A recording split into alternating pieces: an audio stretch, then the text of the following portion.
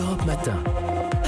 Patrick Cohen. Les pourquoi de l'actu, Philippe Vandel, pourquoi allume-t-on des briquets dans les concerts de rock et accessoirement pourquoi on casse des fauteuils? Alors, vous l'avez vu dans les concerts de Johnny Watt, on voit des briquets allumés à la fin pour le rappel ou pendant certaines chansons, les ballades plus lentes. Pour certains, ça viendrait d'allumer le feu de Johnny Hallyday ou d'autres titres plus anciens, mais non pas du tout, ça remonte à avant Elvis, avant l'invention du rock'n'roll. Il est question d'opéra aujourd'hui, ça remonte au 19e siècle aux arènes de Vérone où on donne du Verdi. Giuseppe Verdi est un musicien engagé, il défend le Risorgimento, l'unification de l'Italie menée par Garibaldi et Cavour. Et les partisans du Risorgimento peignaient le nom de Verdi sur les murs. Pourquoi ? Parce que Verdi est l'acronyme de Victor Emmanuel, roi d'Italie, qui s'oppose aux Autrichiens et aux Bourbons. Quel rapport avec le briquet là? Eh bien, dans les arènes de Vérone, pour signifier leur accord avec la musique de Verdi et avec ses idées, les spectateurs allumaient des bougies après chaque acte qu'ils avaient apporté eux-mêmes. Et à la longue, les amateurs d'opéra trouvèrent ça très beau. Et aujourd'hui encore, à Vérone, on fournit des bougies à l'entrée. Et la jeunesse italienne des années rock, des années yéyé, a importé cette coutume dans les concerts,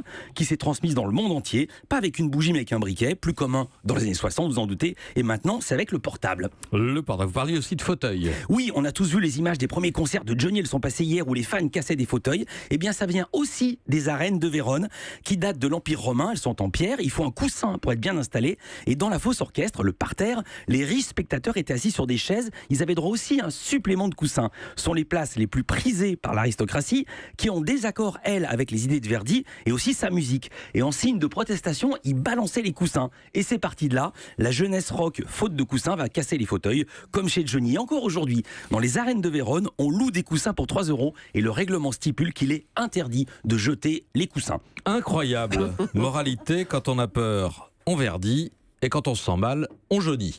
Wow. Village Média, 9h30. Va enchaîner après ça. Mais vous n'avez pas dormi pour préparer cette vanne. Il était dans son bain. On va parler politique et communication. Nos invités seront Laurent Fontaine, qui a abandonné la télévision, le fameux rideau de TF1, pour devenir conseiller image et coach. Et il forme notamment la jeune députée de La République En Marche, Marie Lebec, 26 ans, qui sera avec nous également. Merci à vous, Philippe Vandel. Europe 1.